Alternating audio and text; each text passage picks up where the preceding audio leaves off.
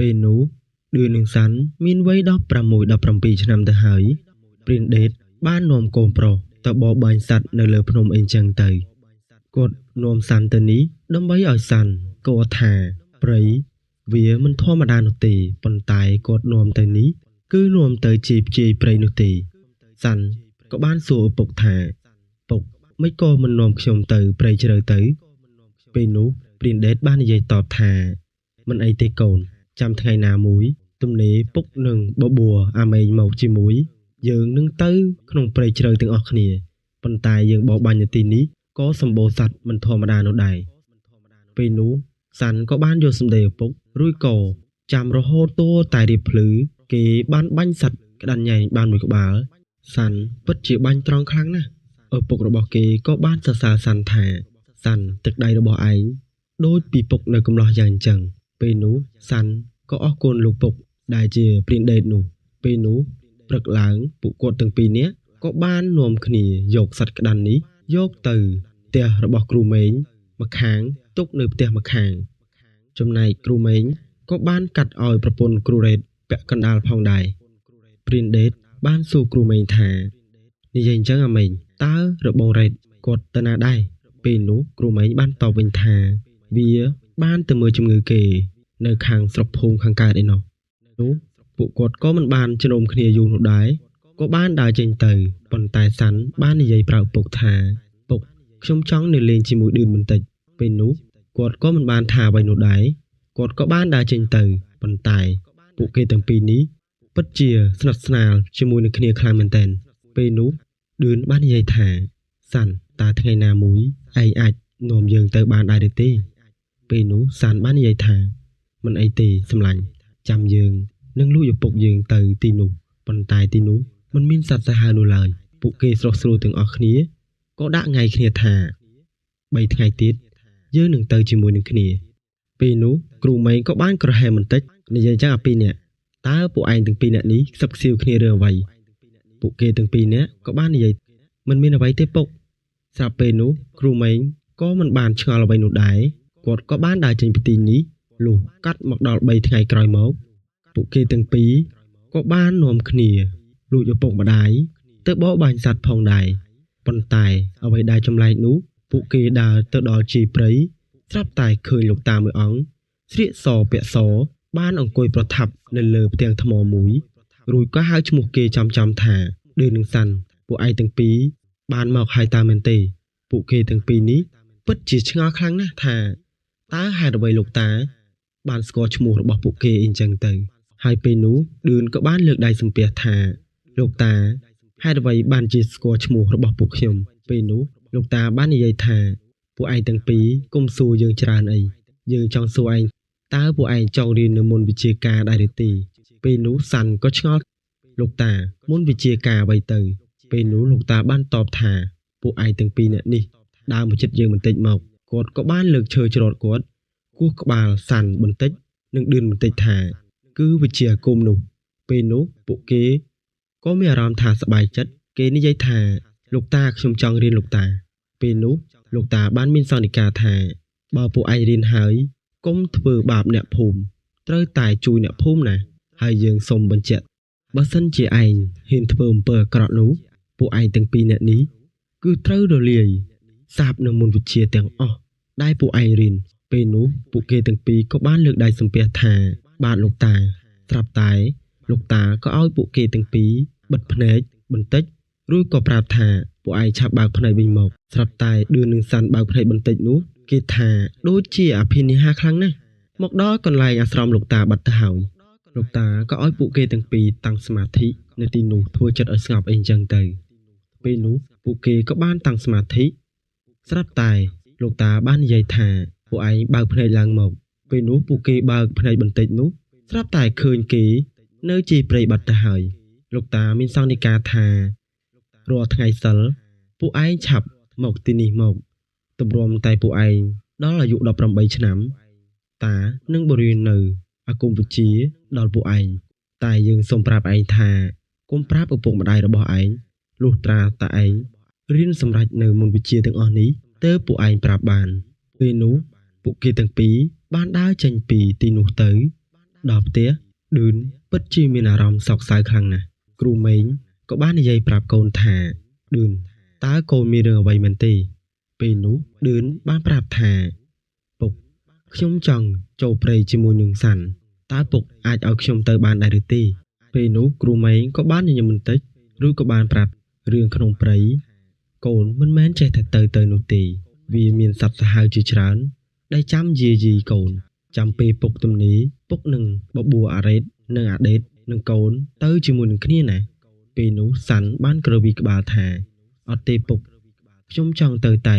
ពីអ្នកសាន់នោះទេគាត់ក៏មិនបានតបអ្វីទៀតនោះដែរគាត់ថាអញ្ចឹងតាមតែចិត្តកូនទៅដោយសារគាត់គិតថាឌឿននឹងសាន់នេះទៅតែជាព្រៃនោះទេយើងក្រឡេកទៅមើលព្រានដេតឯនោះវិញសាន់បានសុំឪពុករបស់គេពុកខ្ញុំចង់សុំពុកទៅលើភ្នំតើលោកពុកអាចអនុញ្ញាតឲ្យខ្ញុំទៅបានដែរឬទេព្រានដេតឬកូនប្រុសនិយាយបែបនេះគាត់មានអារម្មណ៍ថាសប្បាយចិត្តខ្លាំងមែនទែនគាត់ថាមិនអីទេកូនប៉ុន្តែពុកសុំផ្ដាំឯងរឿងនៅក្នុងព្រៃវាពិតជាមានអភិនិហាខ្លាំងណាស់ពេលដែលកូនទៅកូនត្រូវតែប្រយ័ត្នសម្ដីប្រយ័ត្នមាត់ផងពួកឯងទាំងពីរបើសិនជាទៅកុំនិយាយហៅឈ្មោះគ្នាចំឲ្យសោះដោយសារហេតុអ្វីបានពុកនិយាយអញ្ចឹងមិនចង់ឲ្យឯងហៅឈ្មោះគ្នានេះកុំឲ្យមានសត្វសាហាវឬក៏ខ្មោចព្រៃវាបន្លំខ្លួនធ្វើជាពុកឬក៏ធ្វើជាអាម៉េងទៅហៅពួកឯងនោះទេហើយពុកក៏សប្បាយចិត្តខ្លាំងណាស់ដែរឯងមិនខុសពីពុកនៅកំឡោះនោះឡើយពីដំបូងឡើយពុកក៏សុំពុករបស់ពុកទៅដូចជាឯងចឹងដែរឥឡូវឯងចង់ទៅថ្ងៃណាដែរពេលនោះគេក៏បាននិយាយថាខ្ញុំប្រហែលជាស្អែកនេះឲ្យពុកនិយាយសុកនោះឌឿនក៏បានដើរមកទីនេះរួចក៏សួរសាន់ថាសាន់តើពុករបស់ឯងឲ្យទៅដែរឬទេពុករបស់យើងបានអនុញ្ញាតឲ្យយើងទៅហើយពេលនោះសាន់ក៏បានតបវិញថាឪពុករបស់យើងក៏ឲ្យយើងទៅដែរប៉ុន្តែរឿងនៅពីក្រោយនេះពួកគេមិនបានទៅបរបាញ់សត្វនោះឡើយគេបានទៅរៀនអាគមនោះទេលុះស្អែកឡើងពួកគេទាំងពីរក៏បានធ្វើដំណើរទៅដល់កន្លែងនោះស្រាប់តែឮសំឡេងលោកតាក៏បានបន្លឺឡើងថាពួកឯងដើរបិទភ្នែកពីចង្ហៀនមកស្រាប់តែពួកគេបានដើរបិទភ្នែកពីចង្ហៀននោះក៏ទៅដល់អាស្រមលោកតាបិទទៅហើយវាហាក់បីដូចជាអភិនិហាខ្លាំងណាស់ពេលនោះលោកតាមានប្រសាសន៍ថាយើងនៅមានកូនសិស្សមួយទៀតដែលជាសិស្សច្បងរបស់ពួកឯងប៉ុន្តែលោកមិនបានប្រាប់ឈ្មោះនោះឡើយស្រាប់តែលោកក៏បានហុចនៅគម្ពីរអ្វីម្យ៉ាងឲ្យពួកគេរៀនលោកបានសូត្របណ្ដើរពួកគេមើលអក្សរនោះបណ្ដើរផងដែរគេរៀនឆាប់ចាំខ្លាំងណាស់ហេតុអ្វីបានជាខ្ញុំថាពួកគេរៀនឆាប់ចាំដោយសារពួកគេកំឡុងពេល2ឆ្នាំនេះគឺមកលោកតាបានបង្ហាត់នៅគ្រឹះនៃអាគមវិជ្ជាខ្លះៗផងដែរអញ្ចឹងហើយបានជាពួកគេរៀនឆាប់ចាំនៅបាលីនៃមន្តគាថាទាំងអស់នោះពេលនោះលោកតាបានមានប្រសាសន៍ថាពួកឯងឆាប់ដើរទៅខាងលិចនោះរួចក៏មាននៅលាអាងមួយពួកឯងឆាប់ទៅទីនោះទៅហើយមែនបងប្អូនពេលនោះពួកគេទាំងពីរបានដើរសម្ដៅទៅទិសដែលលោកតាប្រាប់នោះដើររហូតទាល់តែទៅដល់ទីនោះស្រាប់តែឃើញលាអាងមួយប៉ុន្តែលាអាងនេះចូលបានតែម្នាក់ម្ដងនោះទេស្រាប់តែសាន់ក៏បានសួរឌឿនថា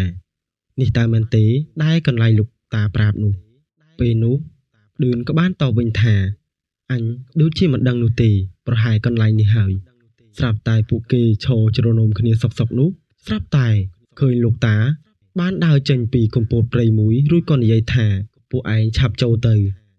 ពេលនោះពួកគេក៏បានចូលទៅទីនោះស្រាប់តែពួកគេចូលម្នាក់ម្ដងនោះទេគ្រាន់តែគេចូលទៅដល់ក្នុងស្រាប់តែឃើញលោកតាបានអង្គុយប្រថាប់នៅក្នុងនោះបាត់ទៅហើយពួកគេក៏សម្លឹងមើលមុខគ្នារួចក៏ថ្វាយអង្គម3ដងរួចក៏និយាយថាលោកតាតើកន្លែងនេះតើមែនទេពេលនោះលោកតាក៏បាននិយាយថាចាប់ពីពេលនេះទៅឯងមិនត្រូវហៅយើងលោកតាទៀតនោះឡើយឯងត្រូវហៅយើងថាជាលោកគ្រូពេលនោះពួកគេបានថ្វាយបង្គំ3ដងលោកគ្រូក៏បាននិយាយពួកឯងទាំងពីរនាក់នេះគឺសម្រាប់មន្តវិជ្ជានៅទីនេះហើយយើងសូមផ្ដាំឯងពេលដែលយប់ប្រលប់នោះពេលដែលយើងមិននៅពួកឯងកុំចេញទៅក្រៅសោះយើងឲ្យឯងតាំងសមាធិនៅទីនេះគឺ3យប់3ថ្ងៃពេលយប់បើសិនជាឃើញយើងដើរមកពួកឯងកុំចេញពីទីនេះសោះបើសិនជាពួកឯងចេញពីទីនេះពួកឯងនឹងបែកមន្តវិជ្ជា ឬក៏អាចព្រាយបាត់គម្ពីរនិងព្រាយបាត់បល្ល័ង្កមកកាច់បំបាក់កពួកឯងជាមិនខានហើយយើងក៏សូមផ្ដាំឯងមួយទៀតថាបើមានឮសំឡេងអ្វីចម្លែកនោះពួកឯងកុំភ័យស្លន់ស្លោអីដោយសារនៅទីនេះយើងបានពាត់សីមាអស់ទៅហើយពេលនោះពួកគេទាំងពីរក៏បានឆ្លើយយល់ព្រមអីចឹងទៅ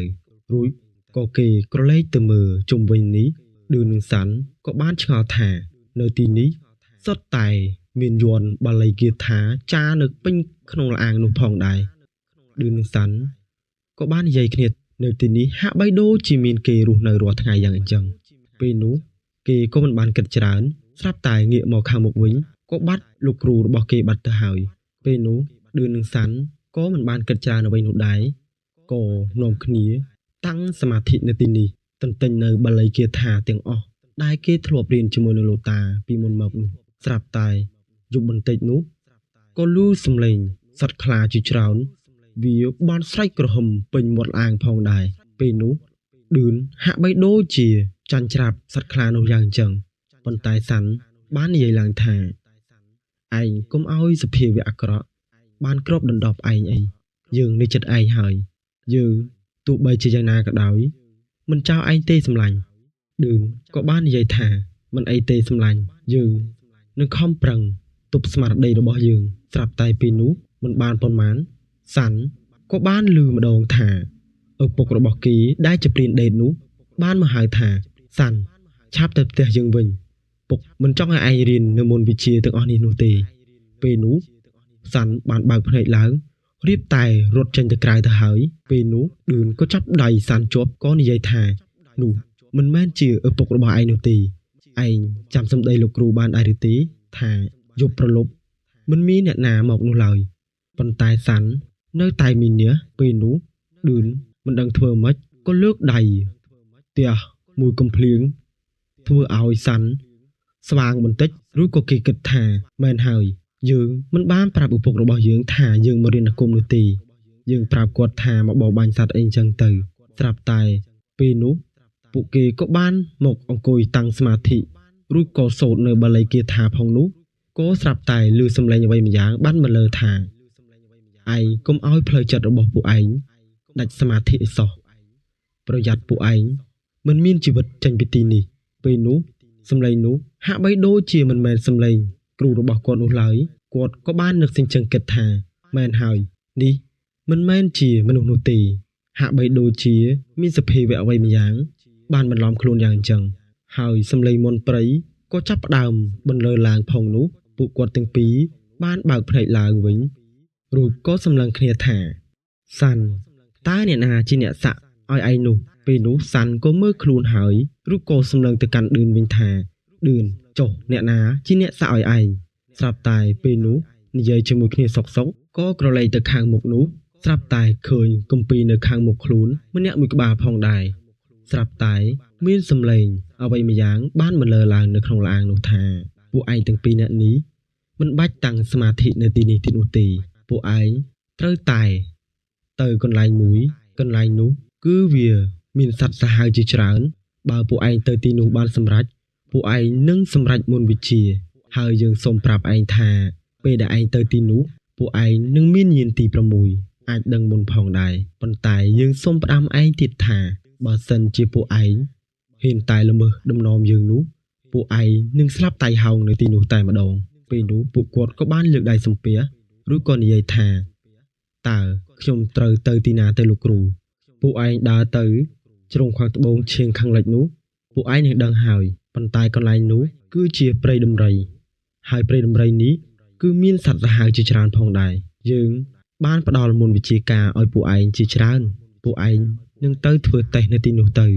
ហើយមែនក៏ដូចសម្ដីលោកគ្រូគាត់បានប្រាប់ខ្លាំងណាស់ពេលនោះក៏បានធ្វើដំណើរទៅដល់ទីនោះឌឿននឹងសាន់បាននិយាយថាដានជើងដំរីធំខ្លាំងណាស់ពេលនោះពួកគេក៏ចាប់ដើមនាំគ្នាធ្វើធ្នាក់នៅទីនោះលុះកាត់មកដល់យប់ឡើងស្រាប់តែមានដូចជាសត្វក្តាន់ញ៉ែងសត្វជ្រូកព្រៃពួកវាបានដើរកាត់នៅទីនោះផងដែរស្រាប់តែមិនយូរប៉ុន្មានឌឿនក៏បានឃើញរលក4 ទៅ 5ក្បាលហាក់បីដូចជាវាដើរក្រឡឹងដំបូកមួយយ៉ាងអញ្ចឹងហើយហេតុអ្វីបានជាគាត់មើលឃើញដោយសារព្រះច័ន្ទរះមូលល្អផងនោះ គាត់បានឃើញថារលកទាំងអស់នោះវាមានរូមពណ៌សបានរត់ចូលដំបូកនោះផងដែរពេលនោះពួកគាត់ក៏មិនបានចាប់អារម្មណ៍នោះដែរគាត់គិតថាខ្មោចលោកអីចឹងទៅកំឡុងពេលនោះប្រហែលជាម៉ោង 2 ដណ្ដប់យប់ទៅហើយកន្លែងដំបូកនោះហាក់បីដូចជាមានអំពិលអំពែកយ៉ាងអញ្ចឹងបងប្អូនវាមានពន្លឺភ្លឹបភ្លែតផងដែរឌឿននឹងសាន់អង្គុយមួយសន្ទុះនោះស្រាប់តែមានដំរីមួយហ្វូងវាបានដើរស្រែកបន្លឺសំឡេងឡើងដើរមកថ្នាក់របស់ពួកគេពេលនោះសាន់រៀបតែនឹងសូត្រមន្តគាថាទៅហើយប៉ុន្តែត្រូវបានឌឿនខាត់ថាកុំអីណាសាន់ដំរីនេះវាពិតជាធំខ្លាំងណាស់ឯងកុំធ្វើអ្វីភ័យឲ្យសោះប្រយ័ត្នវាមកព្រិចដើមឈើយើងទៅណាហើយពេលនោះសាន់ក៏បានស្ដាប់ឌឿនស្រាប់តែដំរីទាំងអស់នោះបានដើរមកគៀកគាត់បន្តិចនោះឌឿននឹងសាន់បានសង្កេតឃើញថាមានអ្នកមកនៅលើក្បាលដំរីនោះប៉ុន្តែវាគឺជាព្រីដំរីនោះទេភ្នែករបស់វាឡើងក្រហមវាបានអង្គុយនៅលើដំរីឈ្មោលមួយវាហាក់បីដូចជាមានអំណាចយ៉ាងអញ្ចឹងបងប្អូនពេលនោះវាក៏បានដើរសម្ដៅមកជិតនេះវាបានធ្វើភ្នែកស្ញាញ់ធ្វើមុខដាក់គាត់អីអញ្ចឹងទៅធ្វើឲ្យពួកគាត់ទាំងពីរហាក់បីដូចជាចាញ់ច្រាបយ៉ាងអញ្ចឹងហើយមិនយូរប៉ុន្មានដំរីទាំងអស់នេះក៏បានធ្វើដំណើរចេញពីទីនេះបាត់ទៅពេលនោះឌឿននឹងសាន់ក៏បាននិយាយគ្នាថាសំណាងណាស់វាមិនវាយប្រហារយើងបើសិនជាវាវាយប្រហារយើងមិនមានជីវិតចេញពីទីនេះនោះឡើយស្រាប់តែនិយាយសុកនោះស្រាប់តែឮសំឡេងខ្លាក្រហមឡើងរំពងព្រៃផងដែរពេលនោះក្រហមមិនយូរប៉ុន្មានពួកគាត់ក៏បានឮសំឡេងស្រាវនៅក្រោមដើមឈើរបស់គាត់ផងនោះគាត់ថាក៏លេចទៅបងប្អូនហើយគាត់ថាខ្លានោះប្រហែលជាប៉ិនគោជំទង់ទៅហើយវាបានឡើងជិតដល់ថ្នាក់របស់គាត់ពេលនោះឌឿនក៏បានសូត្រមន្តគាថាដាក់កំបិតរួចចាក់នៅលើថ្នាក់នោះធ្វើឲ្យខ្លានោះធ្លាក់ទៅលើដីលន់សូត្រទៅដឹបបងប្អូនពេលនោះខ្លានោះរៀបតែមកវាយប្រហារគាត់ម្ដងទៀតទៅហើយប៉ុន្តែត្រូវបានសាន់ចាប់កំភ្លើងមកបាញ់ទៅវាមួយគ្រាប់ចំកណ្ដាលក្បាលបងប្អូនប៉ុន្តែវាមិនងាប់ភ្លាមនោះទេវាក៏រត់ប្រកាច់ចុះប្រកាច់ឡើងគាត់លេងតទៅមួយគ្រាប់ទៀតនោះចំជើងខាងមុខរបស់វាធ្វើឲ្យវាដេកនៅទីនោះប៉ុន្តែស្រាប់តែមានបរិសម្នាក់បានដើរចេញមកក៏និយាយថាពួកឯងទាំងពីរនាក់នេះពិតជាប្រហើនខ្លាំងណាស់បាញ់នៅសត្វរបស់យើងខំចិញ្ចឹមជាយូរឆ្នាំមកហើយឌឿននឹងសាន់ក៏បាននិយាយតបថាសត្វនេះវាបានមកវាប្រហារខ្ញុំអញ្ចឹងហើយខ្ញុំត្រូវតែការពារខ្លួនណាស់លបងពេលនោះគេក៏បានតបវិញថាទោះបីជាសត្វយើងស៊ីឯងក៏យើងមិនសោកស្ដាយនោះដែរប៉ុន្តែឯងមកបាញ់សត្វរបស់យើងដែលខំចិញ្ចឹមហាក់បីដូចជាកូនយ៉ាងអញ្ចឹងពេលនោះគេមិនបាននិយាយច្រើនអ្វីនោះទេគឺក៏បានសូត្រមន្តគាថារួចពេលនោះក៏ស្រាប់តែចេញអូម៉ាល់យ៉ាងច្រើនបានហោះសម្ដៅមកពួកគេទាំងពីរពេលនោះសាន់ក៏បានទាញកំបិតរបស់គេសូត្រមន្តគាថាម្ដងប៉ុន្តែឌឿនកំបិតរបស់គេត្រូវចាក់នៅលើដើមឈើបាត់ទៅហើយគេបានទាញកំភ្លើងនៅក្នុងដៃបាញ់ទៅបរិសម្នាក់នោះមកគ្រាប់ប៉ុន្តែហាក់បីដូចជាបាញ់គេមិនត្រូវនោះឡើយសាន់សូត្រមន្តគាថាប៉ុណ្ណោះគេក៏គប់កំបិតទៅបងប្អូនមានដឹងទេថាស្រាប់តែចំវងសត្វអាម៉ាល់នោះវាក៏ត្រូវបានខ្ចាយទាំងអស់ហើយងាកមកឌឿននេះវិញឌឿនបានត្រូវសត្វអាម៉ាល់នោះឲ្យតសៃរបស់គេឡើងប៉ិនកូនដៃទៅហើយពេលនោះសាន់បាននិយាយថាសម្លាញ់យើងមិនទុកឯងចោលនោះទេពេលនោះគេក៏បានសូត្រមន្តគាថារួចក៏ដេញពឹសនោះចេញតួតែអស់ផងដែរពេលនោះគេបានសូត្រមន្តគាថាបានប្រើពពួកខ្មោចព្រៃមកអញ្ចឹងទេបងប្អូនមនុស្សដែលនៅក្នុងព្រៃគេអាចប្រើសត្វព្រៃឬក៏អាចប្រើខ្មោចព្រៃបានផងដែរពេលនោះខ្មោចព្រៃបានមកប្រហែលជា4ទៅ5ក្បាលពេលនោះស្រាប់តែខ្មោចព្រៃនោះវាបានហក់ចុះហក់ឡើងពីដើមឈើមួយទៅដើមឈើមួយផងនោះសាន់និងឌឿនក៏បានមានអារម្មណ៍ថាពិតជាស្រឡាំងកាំងខ្លាំងមែនទែនពេលនោះសាន់ក៏បាននឹកដល់សម្ដីលោកគ្រូបានប្រាប់ថាបើសិនជាមានរឿងអ្វីកើតឡើងដល់ជីវិតឲ្យយកកថានេះសូត្រមន្តគាថាដែលគាត់ប្រាប់យកបោះទៅលើដីទៅពេលនោះមានអ្វីម្យ៉ាងទៅជួយឯងហើយមែនពេលនោះសាន់បានសូត្រមន្តគាថានេះបោះទៅលើដីស្រាប់តែលេចរូបរាងហាក់បីដូចជាយ័ន្តអ្វីម្យ៉ាងបានគ្របក្រសោបទៅលើខ្មោចព្រៃទាំងអស់នោះហើយពេលនោះគេក៏បានបើកភ្នែកធំថាតើឯងចេះវិជ្ជានេះមកពីណាពេលនោះឌឿននឹងសាន់ក៏បាននិយាយថា មិនបាច់ចង់ដឹងនោះទេខ្ញុំសុំតែមួយសុកនោះទេពេលនោះគេក៏បាននិយាយថាលោកគ្រូខ្ញុំធ្លាប់សុំលោកគ្រូមកជាច្រើនដងប៉ុន្តែលោកគ្រូមិនដែលបង្រៀនខ្ញុំនោះទេខ្ញុំនឹងធ្វើឲ្យលោកគ្រូស្ដាយក្រោយអស់មួយជីវិតពេលនោះគេនិយាយតែប៉ុណ្ណេះប៉ុន្តែឌឺនឹងសាន់ស្រាប់តែឆ្ងល់ថាហេតុអ្វីបរិសម្នាក់នេះបានដើរចេញពីនេះពីចង្ហៀននោះគេក៏បានក្រឡេកថាពួកឯងបន្តិចទៀតនឹងដឹងហើយថាយើងគឺជានរណាយើងនឹងធ្វើឲ្យឯងស្ដាយក្រោយអស់មួយជីវិតពេលនោះគេក៏បានដើរចាក់ចេញទៅមេឃក៏ចាប់ផ្ដើមភ្លឺផងនោះពួកគេក៏បាននាំគ្នាដើរចេញពីទីនេះទៅកន្លែងអាស្រមរបស់លោកគ្រូគេទាំងពីរនាក់នោះពេលនោះគេក៏បានថ្វាយបង្គំលោកគ្រូរួចក៏សុំចេញពីព្រៃប៉ុន្តែដើរចេញមិនបានប៉ុន្មាននោះស្រាប់តែមានឮសំឡេងអ្វីម្យ៉ាងបានមកលើឡើងថាឯងឆាប់មកយកសពអាកញ្ចាស់នេះផងទៅពេលនោះឌឺនឹងសាន់គេហាក់បីដូចជាមិនខ្វល់នោះឡើយហើយគេបាននិយាយតាមផ្លូវញៀនបន្តទៀតថាសមាទោសបងប្អូនគេថាឯងមកយកសពអាកញ្ចាស់នេះទៅផងទៅយើងសុំអ្វីមិនដែលបានរៀនដោយបំណងនោះឡើយហេតុអ្វីពួកឯងមកក្រោយបានរៀនមុនវិជ្ជានេះយើងសុំវាជាច្រើនឆ្នាំមកហើយប៉ុន្តែវាមិនដែលបង្រៀនយើងនោះទេពេលនោះពួកគេទាំងពីរបានមើលមុខគ្នារួចក៏រត់សំដៅមកកន្លែងអាស្រមលោកគ្រូវិញក៏បានឃើញថាលោកគ្រូបានស្លាប់បាត់បង់ជីវិតបាត់ទៅហើយដោយសារមានសត្វខ្លាខំនៅពីខាងក្រោយករបស់គាត់ធ្វើឲ្យលោកដេកស្លាប់នៅក្នុងផ្លុកឈាមបាត់ទៅហើយប៉ុន្តែពួកគេទាំងពីរបានរៀបយកលោកគ្រូកប់ទៅហើយប៉ុន្តែឌឿនបាននិយាយថាសាន់គ្រូបានប្រាប់ឲ្យពេលដែលគាត់ស្លាប់ត្រូវតែបូជាគាត់មិនកប់នោះឡើយឌឿននឹងសាន់កំពុងតែនិយាយសុកនោះស្រាប់តែមានសម្លេងអ្វីម្យ៉ាងបានបន្លឺនៅក្នុងសាច់របស់គាត់ទាំងពីរថាឌឿនឯងចាំទេគ្រូធ្លាប់បង្ហាត់ឯងថាមានវិជ្ជាមួយដែលត្រូវបង្ក្រាបខ្លាចំណែកសាន់គ្រូក៏ធ្លាប់បង្រៀនវិជ្ជាមួយដែរប៉ុន្តែបើសិនវិជ្ជានេះសូត្រចូលគ្នានឹងអាចបង្ក្រាបនៅគ្រូអាគមដ៏ខ្លាំងមួយបានឯងត្រូវតែចាំសម្ដីលោកគ្រូណាពេលនោះគាត់ក៏បានគិតថានេះគឺជាលោកគ្រូដែលបានផ្ដល់ញៀនឲ្យគាត់ហើយពេលនោះដែរស្រាប់តែមានសម្លេងមួយទៀតបាននិយាយថាពួកឯងគឺងាប់នៅទីនេះទាំងអស់យើងនឹងឲ្យខ្លាយើងស៊ីពួកឯងទាំងអស់មិនឲ្យសល់ម្នាក់នោះឡើយពេលនោះឌឿននឹងសាន់បាននិយាយថាហេតុអ្វីបានជាឯងសម្លាប់លោកគ្រូគេក៏បានតបថាដោយសារតែវាមិនបង្រៀននៅមុនវិជ្ជាដែរយើងសុំនោះប៉ុន្តែឯងមកក្រោយបានវិជ្ជានោះយើងមិនសុខចិត្តនោះទេពេលនោះសាន់ក៏បាននិយាយថាអញ្ចឹងយប់នេះយើងមិនឲ្យឯងរួចខ្លួននោះឡើយពេលនោះគេក៏បានសើចឬក៏និយាយថាយប់នេះពួកឯងទាំងពីរនាក់នេះគឺងាប់នៅទីនេះទាំងអស់ជាមួយអាកញ្ចាស់នេះហើយយើងក៏សូមប្រាប់ឯងថាពួកឯងទាំងពីរនាក់នេះគឺពិតជាក្មេងហើយស្ទើរភ្លើងខ្លាំងណាស់មកហ៊ានប៉ះជាមួយនឹងយើងពួកឯងមិនរួចខ្លួននោះទេឯងពេលនោះឌឿននឹងសាន់ក៏បាននាំគ្នារៀបពិធីម៉ោង6មិនទាន់ស្រួលផងគេក៏បានប្រើសត្វមកបងប្អូនមិនដឹងថាគេប្រើអ្វីទេគេបានប្រើសត្វខ្លារបស់គេប៉ុន្តែសត្វខ្លានេះហាក់បីដូចជាមានអំណាចខ្លាំងមែនទែនវាបានចេញពន្លឺពណ៌មាសបានមកទីនេះឌឿននឹងសាន់ក៏បានប្រើវិធីចុងក្រោយ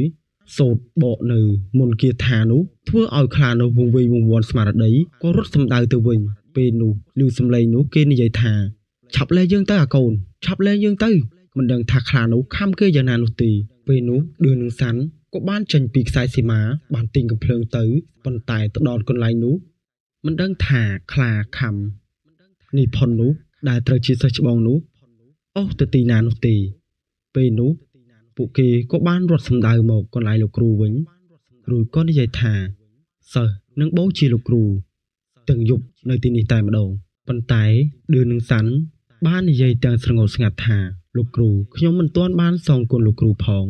ហេតុអ្វីបានជាលោកគ្រូទៅចោលខ្ញុំលឿនយ៉ាងនេះសិស្សពិតជាចោលម្សៀតខ្លាំងណាស់ដែលមិនអាចការពារលោកគ្រូបានពេលនោះហាក់បីដូចជាដាស់ស្មារតីឌឿននឹងសាន់ផងដែរគេបានគិតថាទោះបីជាអ្នកខ្លាំងប៉ុណ្ណាក៏ដោយក៏តែងតែមានចំណុចខ្សោយផងដែរពេលនោះគេក៏បានបូជាលោកគ្រូ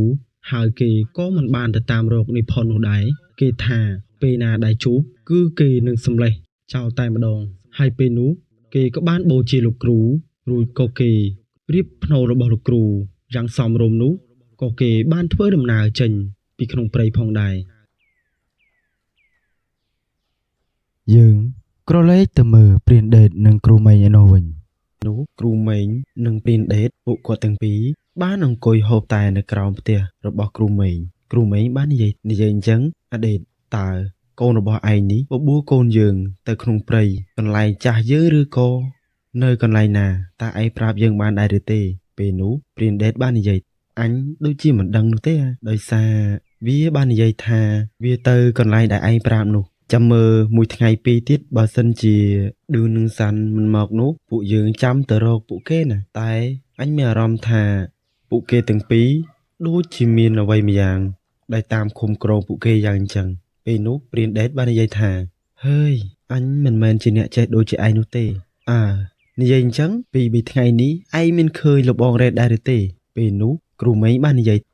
វាបាននិយាយប្រាប់អញថាវាបានឡើងទៅភ្នំក្បែរនេះណាពេលនោះព្រានដេតក៏មិនបានសួរអ្វីនោះដែរពួកគាត់ក៏នាំគ្នាសើចពេលនោះម៉ោងប្រហែលជា3ជាងទៅហើយខ្ញុំភ្លេចប្រាប់បងប្អូនពេលនោះឌឺនឹងសាន់បានឡើងទៅលើភ្នំប្រហែលជា3ថ្ងៃបាត់ទៅហើយពួកគាត់អង្គុយបន្តិចនោះក៏មាននារីម្នាក់និងបរិសម្នាក់គេបានជិះរទេះគោមកពួកគេទាំងពីរមានភាពហាក់បីដូចជាស្លន់ស្លោខ្លាំងមែនទែនពេលនោះដែរគាត់ក៏បានមើលបន្តិចរួចក៏គាត់នឹកសិញ្ចឹងគិតថាតើពួកគេនោះគឺជានរណាទៅស្រាប់តែពួកគាត់មើលបន្តិចនោះពួកគេបានជិះមកដល់ចូលក្នុងផ្ទះរបស់គាត់ទើបគ្រូម៉េងនិយាយថាតាមពិតលបងទេលបងមកទីនេះដើម្បីអ្វីដែរទៅស្រាប់តែបុរសម្នាក់នោះក៏បានលើកដៃសំពះ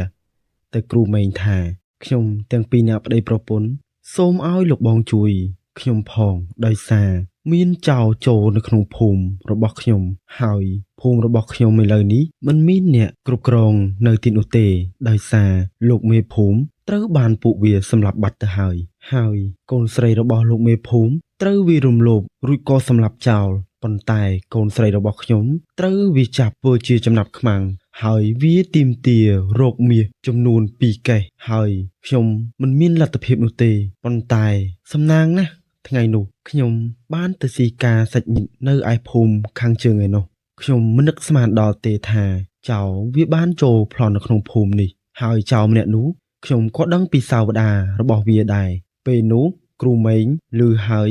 ក៏បានសួរតើ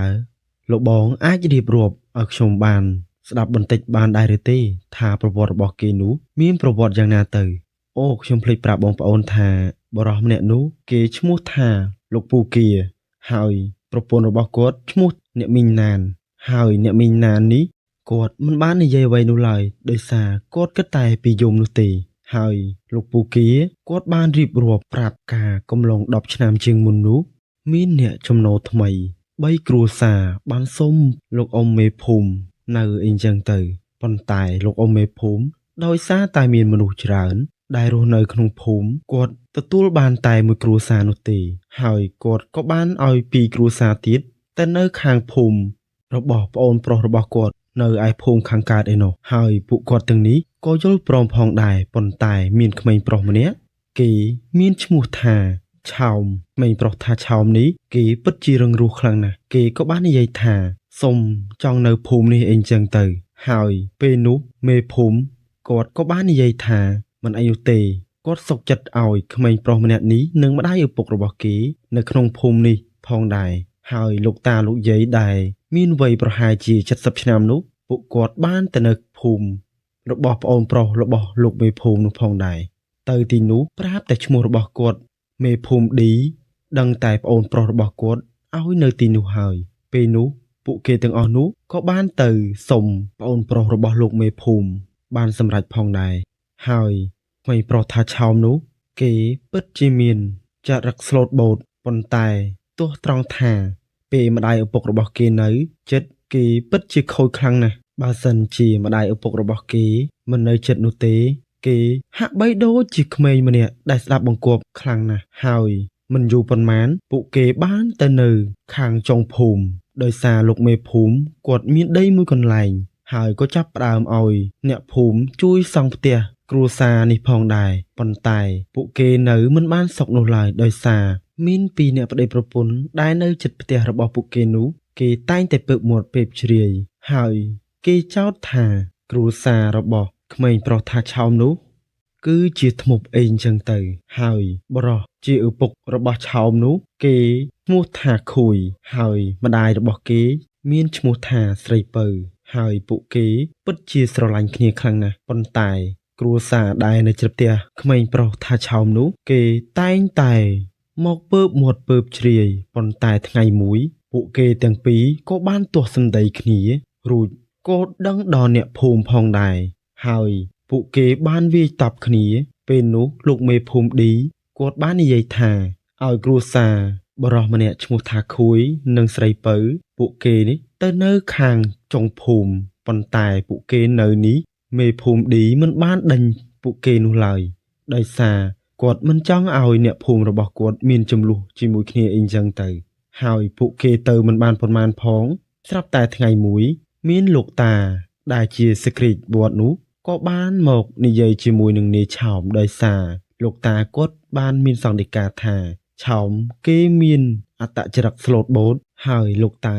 គាត់បានយកឆោមទៅនៅជាមួយប៉ុន្តែម្ដាយឪពុករបស់ឆោមមិនព្រមនោះឡើយគាត់ក៏បានសុំលោកតាផងដែរប៉ុន្តែលោកតាគាត់បាននិយាយថាលោកនឹងបង្រៀនឆោមឲ្យចេះមន្តវិជ្ជាការឬក៏អក្សរសាស្ត្រខ្មែរផងដែរពេលនោះឪពុករបស់ឆោមដែលឈ្មោះថានាយខួយនោះគាត់មិនបាននិយាយអ្វីទៀតនោះឡើយក៏សួរឆោមថាតើកូនទៅជាមួយនឹងលោកតាដែរឬទេហើយឆោមក៏បាននិយាយថាខ្ញុំព្រមទៅជាមួយនឹងលោកតាអីចឹងទៅហើយម្ដាយរបស់គេក៏មិនមាត់អ្វីនោះដែរស្រាប់តែឆោមទៅបានប្រហែលជា2ទៅ3ថ្ងៃតែប៉ុណ្ណោះគ្រួសារដែលឆ្លោះជាមួយនឹងបុរសប្តីប្រពន្ធទាំងពីរនាក់នេះគេក៏ចាប់ផ្ដើមធ្លាក់ខ្លួនឈឺប៉ុន្តែមិនដឹងថាដោយសារអ្វីនោះទេហើយអ្នកភូមិគេក៏បានឃើញភ្លើងហោះចេញពីផ្ទះរបស់បុរសដែលជាឪពុករបស់ឆោមនោះជារាល់ថ្ងៃប៉ុន្តែបើថ្ងៃសិលឬថ្ងៃខែដាច់ភ្លើងនោះមិនមែនទូចនោះទេបងប្អូនភ្លើងនោះគូប៉ុនចង្អេរទៅហើយពួកគាត់ក៏បានត្រូវអ្នកភូមិចោទថាជាធ្មប់អីចឹងទៅរំលងប្រហែលជា2ទៅ3ថ្ងៃនោះទេផ្ទះរបស់បរិសម្នាក់ឈ្មោះថាខួយនោះមិនដឹងថាអ្នកណាលួចដុតនោះទេពួកគេទាំងពីរអ្នកប្តីប្រពន្ធត្រូវបានស្លាប់នៅក្នុងភ្លុកភ្លើងបាត់ទៅហើយក៏អណោចអធមខ្លាំងណាស់ដែរដោយសារមិនដឹងថាអ្នកណាគុំគួននោះទេហើយរឿងនេះក៏មិនបញ្ចប់ត្រឹមនឹងនោះដែរពេលនោះក្មេងប្រុសឈ្មោះថាឆោមបានដើរបិណ្ឌបាតជាមួយនឹងព្រះសង្ឃដែលជាលោកតាដែលយកក្មេងប្រុសឈ្មោះថាឆោមទៅនៅជាមួយនោះពេលនោះឆោមក៏បានរត់មកពីចម្ងាយរួចក៏លុតជង្គង់នៅមុខភ្នក់ភ្លើងរួចក៏បាននិយាយថាតើអ្នកណាទៅជាអ្នកសម្លាប់ម្ដាយឪពុករបស់គេហើយពេលនោះគេក្តាប់ដៃយ៉ាងណែនផងដែរហើយពេលនោះព្រះអង្គក៏មានសង្កេតការថាមិនអីទេណាឆោមចាំលោកតានឹងសូត្រផ្សាយមេត្តាឲ្យម្ដាយឪពុករបស់ឯងហើយពេលនោះព្រះអង្គក៏បានសូត្រនៅបរិកម្មគាថារួចក៏មានភ្លើង2គូរសាត់អណ្ដែតម្ដងបន្តិចបានហោះឡើងទៅលើប៉ុន្តែមិនដឹងថាគេហោះទៅចាប់ជាតិឬក៏คล้ายជាអ្វីម្យ៉ាងនោះទេហើយពេលនោះឆោមក៏បានក្តាប់យកផេះចំនួន2ក្តាប់ផងដែរពេលនោះគេក៏បានរត់ចេញពីទីនេះលោកតាបានមុនទៅពីខាងក្រោយផងដែរមិនយូរប៉ុន្មានរំលងប្រហែលជា2ទៅ3ឆ្នាំគេមានវ័យ20ឆ្នាំទៅហើយគេបានរៀនជាមួយនឹងលោកតាមិនដឹងថាគេចេះមុនគេថាអ្វីនោះទេហើយគេក៏មិនដែលមកធ្វើអ្វីអ្នកភូមិនេះផងដែរស្រាប់តែថ្ងៃមួយគេបានលាលោកតាចេញពីវត្តដែលលោកតាបង្រៀននោះគេថាគេទៅរៀននៅក្នុងព្រៃបន្តដោយសារលោកតាបាននិយាយថាលោកមិនមានអ្វីត្រូវបង្រៀនគេទៀតនោះទេហើយគេក៏បានលាលោកតារយៈពេល3ឆ្នាំក្រោយគេនឹងមកទីនេះម្ដងទៀតហើយគេក៏បានលុតជង្គង់សំពះលាលោកតាផងដែរហើយពេលនោះដែរលោកតាក៏មានសង្កេតការថាចៅត្រូវតែធ្វើជាមនុស្សល្អណាពេលនោះគេក៏បានតបវិញថាមិនអីទេលោកតារួចគេបានចាក់ចេញពីទីនេះរស់រហូតប្រហែលជា3ឆ្នាំក្រោយមកមិនដឹងថាគេរាប់អានមិត្តភ័ក្តិមកពីណាម្នាក់ទៀតនោះទេ ប៉ុន្តែម្នាក់នោះគេមានឈ្មោះនីរ៉ាគេម្នាក់នេះពិតជាកាចខ្លាំងយកទៅមែនតែនតែម្ដងហើយបុរសម្នាក់នេះមិនដែលចេះគ្រប់ចាស់ទុំនៅក្នុងភូមិនោះឡើយប៉ុន្តែអ្វីដែលចម្លែកនេះឆោមមកម្ដងនេះគេមានបពពួកមានមនុស្សជាច្រើនផងដែរនៅតាមពីក្រោយគេហើយគេបានប្រាប់លោកតាថាគេមកតាមសន្យាដែលគេកំណត់រយៈពេល3ឆ្នាំនោះរួចពួកគេក៏បានសំពះលោកចេញទៅផងដែរគេបានទៅហូបចុកនៅក្នុងភូមិហើយនាយឆោមនេះគេមានវ័យប្រហែលជា25ឆ្នាំទៅហើយគេហូបបណ្ដើរគេបាននិយាយខ្លាំងៗថាតើអ្នកណាជាង10ឆ្នាំមុននោះសម្រាប់ម្ដាយឪពុករបស់គេហើយវាគប់ជូនខ្លាំងណាស់មាន2អ្នកប្តីប្រពន្ធនោះគេក៏បានដើរកាត់នេះផងដែរគេបានបោះសម្ដីបើឯងចង់រកមុខឯងក៏គ្មានសមត្ថភាពអ្វីនោះដែរគេបានមើងងាយនាយឆោមយ៉ាងខ្លាំងផងដែរស្រាប់តែពេលនោះមានបរិសម្នាក់ពាក់ឈុតខ្មៅបានដើរមកពីខាងក្រោយបរិសពីអ្នកប្តីប្រពន្ធនោះគេក៏បាននិយាយថាតើអាក្មេងម្នាក់នេះតើមែនទេគឺជាកូនរបស់អាមួយឈ្មោះថាខួយនោះពួកវាទាំងពីរនាក់នេះគឺជាធ្មប់ទាំងពីរអ្នកប្តីប្រពន្ធតែម្ដងហើយគេនិយាយបណ្ដើគេសើចបណ្ដើពេលនោះនាយឆោមបានច្បាច់កែវនៅនឹងដៃបែកខ្ទេចស្រាប់តែកូនចៅរបស់គេរឡើងទៅហើយប៉ុន្តែនាយឆោមបានលើកដៃថាកុំអីស្រាប់តែពេលនោះពួកគេបានដើរទៅមិនបានប៉ុន្មានផងស្រាប់តែបរិសម្នាក់ដែលជាប្តីស្ត្រីម្នាក់នោះគេក៏បានក្អួតឈាមចេញតាមមាត់ហើយបរិសពាក់ឈុតខ្មៅនោះគេបានសម្លឹងមកមុខនាយឆោមគេមិនបាននិយាយអ្វីទៀតនោះទេប៉ុន្តែគេក្រសែភ្នែករបស់បរិសម្នាក់ពាក់ឈុតខ្មៅនោះគេមានភាពខូខើខ្លាំងយកទៅមែនតែនតែម្ដងហើយនាយឆោមក៏មិនខ្លាចនោះដែរលុះកាត់មកដល់ពេលយប់ស្រាប់តែបរិសពាក់ឈុតខ្មៅនិងក្រុមគ្រួសាររបស់ស្ត្រីនិងប្តីរបស់គេនោះគឺស្លាប់ទាំងអស់គ្មានអ្នកណានៅរស់មួយទេមិនដឹងថាមូលហេតុអ្វីនោះទេប៉ុន្តែមិនឃើញអ្វីដែលមានស្នាក់ស្នាមនោះទេប៉ុន្តែពេលដែលគេយកទៅបូជានោះគេបានឃើញមានស្នាមដៅខ្មៅជាប់នៅនឹងទ្រូងមានលោកព្រឹទ្ធាចារ្យដែលនៅក្នុងភូមិនេះគេបាននិយាយឡើងថាគ្រួសារនេះត្រូវអំពើរបស់គេពេលនោះនាយឆោមនិងបពពួករបស់គេក៏មកផ្ទះនេះផងដែរគេបានញញឹមតិចបង្កប់អត្ថន័យជាច្រើនផងដែរប៉ុន្តែថ្ងៃនោះលោកមេភូមិឌីបាននិយាយថាស្រុកភូមិរបស់គាត់មិនដែលមានរឿងហេតុនេះកើតឡើងនោះទេគាត់បាននិយាយធ្ងន់ថាបើសិនជារកមុខអ្នកដែលធ្វើនេះបានគាត់នឹងឲ្យមាសមួយដំឡឹងដោយសារគាត់គឺជាបងប្អូនជីដូនមួយផងដែរជាមួយនឹងក្រុមគ្រួសារនេះអញ្ចឹងហើយបានជាគាត់ហ៊ានឲ្យមាសមួយដំឡឹងរកមុខអ្នកដែលធ្វើអីអញ្ចឹងទៅហើយពេលនោះក៏មិនមានរឿងអ្វីកើតឡើងនោះដែរស្រាប់តែពេលយប់ឡើងក៏មានក្រុមចោរមួយក្រុម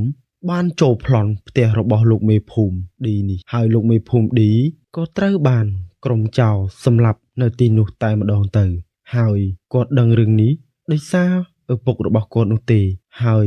កូនស្រីរបស់គាត់ពុករបស់គាត់ជួយមិនទាន់នោះឡើយដោយសារហេតុអ្វីបានគាត់និយាយថាក្រុមចោរនោះគឺជានរណាពួកគេគឺជានាយឆោមនិងនាយរ៉ានោះដោយសារគេមុននឹងសម្លាប់លោកមេភូមិឌីគេបាននិយាយរឿងជាច្រើនប្រាប់លោកមេភូមិឌីផងដែរដោយសារគុំនុំគុំគួនពីតូចផងនោះហើយគេក៏បានមកចាប់កូនស្រីអ្នកភូមិប្រហែលជា4ទៅ5នាក់ហើយកូនស្រីរបស់ខ្ញុំក៏ត្រូវពួកវាចាប់ផងដែរឥឡូវនេះខ្ញុំមករកលោកបងឲ្យជួយនឹងណាហើយពេលនោះប្រពន្ធរបស់គាត់ឈ្មោះថាអ្នកមីងណាននោះក៏បាននិយាយតិចថាលោកបងជួយកូនខ្ញុំផងកូនខ្ញុំមានតែមួយគ្រាប់នឹងនោះទេដោយសារគេគឺជាកូនទូលពេលនោះម៉ោងប្រហែលជាម៉ោង8ទៅហើយមិនអីទេចាំគាត់មើលក្បួនរបស់គាត់សិនគ្រូម៉េងក៏បានក្រោកឡើងគាត់បានឡើងទៅលើផ្ទះរបស់គាត់ស្រាប់តែមួយសន្ទុះក្រោយមកក៏ឮសំឡេង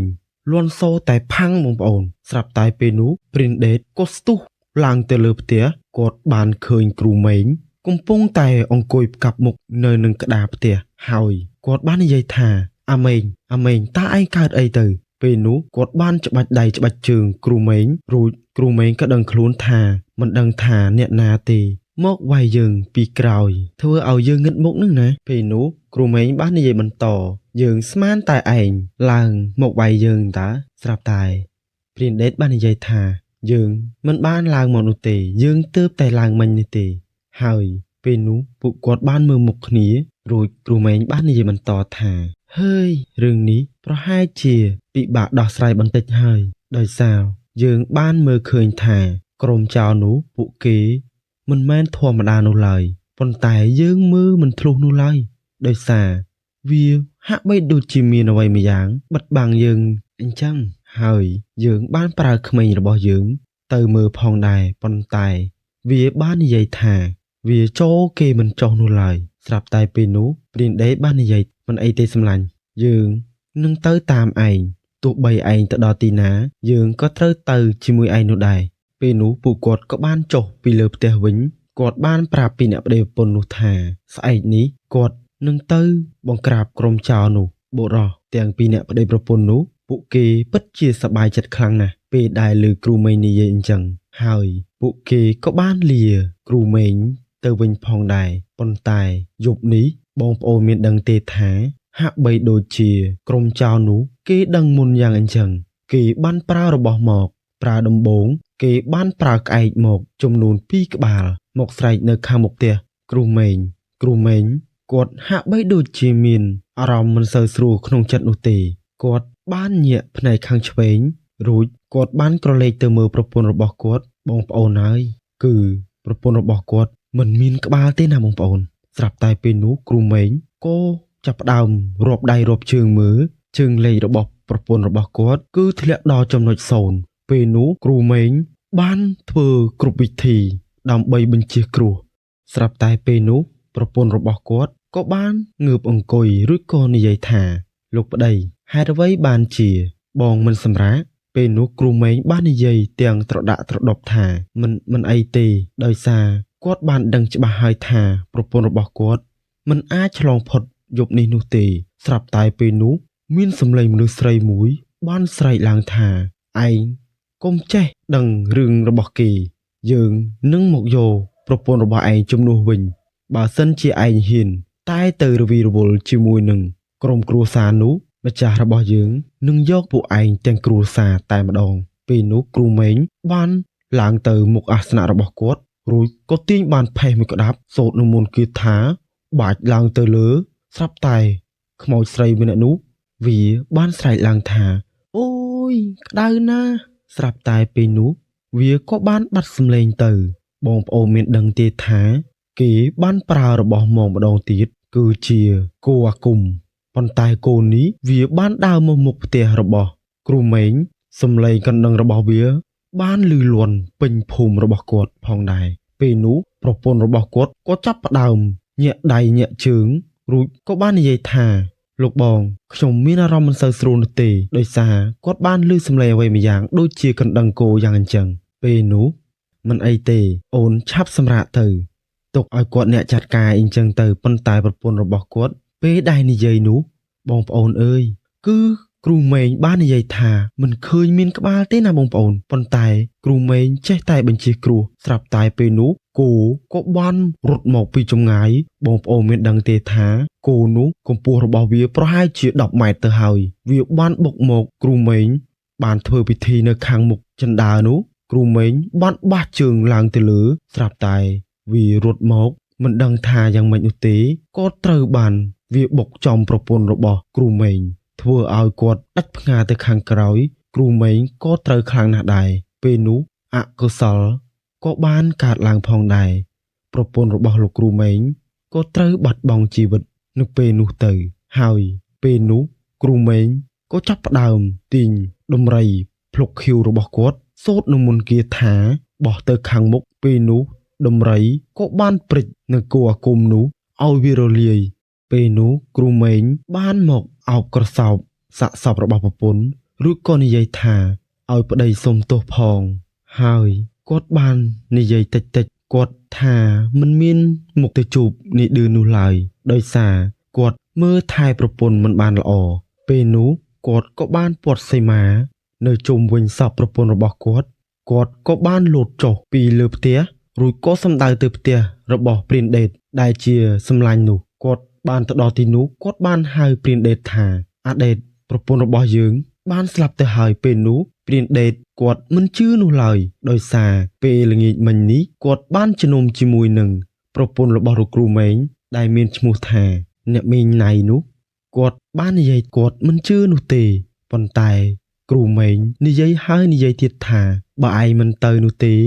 សពប្រពន្ធរបស់យើងមិនមានអ្នកមើលថែនោះឡើយយើងនឹងទៅសងសឹកពួកវាឲ្យទាល់តែបានពេលនោះព្រានដេតបានហក់ចុះពីលើផ្ទះប៉ុន្តែផ្ទះរបស់គាត់មិនខ្ពស់នោះឡើយគាត់ធ្វើផ្ទះលក្ខណៈថាផ្ទះទៀមអីចឹងណាបងប្អូនរួចក៏មកក្រៀកគ្រូម៉េងជួបមិនឲ្យគ្រូម៉េងទៅណានោះឡើយប៉ុន្តែគ្រូម៉េងមិនដឹងថា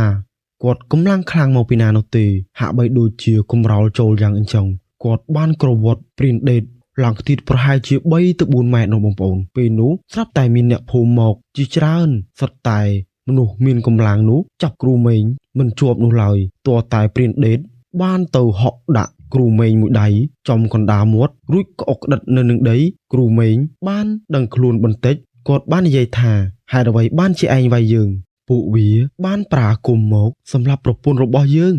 ត្រូវតែសងសឹកវាពេលនោះព្រានដេតបាននិយាយថាឯងត្រូវតែតាំងសតិឡើងសម្លាញ់យើងនឹងជួយសងសឹកឯងប៉ុន្តែមិនមែនពេលនេះនោះទេពេលនោះស្រាប់តែនិយាយសុកភ្នែករបស់លោកគ្រូម៉េងក៏បានហើរមួយចំហៀងខាងស្ដាំពេលនោះគ្រូម៉េងក៏បានយកអ្វីម្យ៉ាងចេញពីថង់យីមរួចក៏សូត្រនិមន្តគាថាដាក់ទៅលើភ្នែកខាងស្ដាំរបស់គាត់នោះបងប្អូនអើយពេលនោះក៏ចេញដង្កូវ2ទៅ3ក្បាលវាចេញពីភ្នែករបស់លោកគ្រូម៉េងអីចឹងទៅហើយពេលនោះវាគប់ជួនខ្លាំងណាស់គ្រូរ៉េតក៏បានមកផងដែររួចក៏និយាយថាតើអ្នកទាំងអស់គ្នានៅទីនេះជុំមានរឿងអ្វីមែនឬទេពេលនោះព្រានដេតបាននិយាយរៀបរាប់ប្រាប់គ្រូរ៉េតអីចឹងទៅហើយគ្រូរ៉េតក៏បានដឹងគាត់ក៏បានបើកភ្នែកធំរួចក៏និយាយមិនអាចនៅទីនេះយូរបាននោះទេប្រពន្ធរបស់ឯងយើងខ្លាចតែពួកគេខាបយកវិញ្ញាណរបស់នាងទៅធ្វើជាបរិវារនោះទេស្រាប់តែពេលនោះពួកគាត់បាននាំគ្នាសម្ដៅទៅផ្ទះរបស់គ្រូម៉េងទៅដល់ទីនោះគ្រូរ៉េតក៏បាននិយាយថាសំណាងខ្លាំងណាស់ដែលវាមិនទាន់ខាបយកព្រលឹងរបស់ប្រពន្ធរបស់ឯងប៉ុន្តែមិនអីនោះទេយើងនឹងធ្វើវិធីមួយដើម្បីកុំឲ្យនាងចេញពីខ្សែសីមារបស់យើងបានឯសោះប៉ុន្តែបងប្អូនមានដឹងទេថាហេតុអ្វីបានជាគ្រូម៉េងត្រូវរបស់គេនោះដោយសារគេមិនដឹងថាប្រើអ្វីមកនោះទេពេលដែលកំឡុងគ្រូម៉េងលោតចុះពីលើផ្ទះនោះអាចនិយាយបានថាគាត់បានក្រឡងផុតសីមាដែនរបស់គាត់ពីខាងមុខផ្ទះនោះគាត់ថាមានសត្វអ្វីម្យ៉ាងបុកគាត់ផងដែរប៉ុន្តែគាត់មិនបានចាប់អារម្មណ៍នោះទេស្រាប់តែគាត់មើលទៅម្ដងទៀតបងប្អូនអើយគាត់ថាប្រជៀវវាបានងាប់នៅខាងមុខផ្ទះប៉ុន្តែប្រជៀវនោះគឺជាប្រជៀវតៃសាកនោះទេពេលនោះគ្រូម៉េងក៏ចាប់ផ្ដើម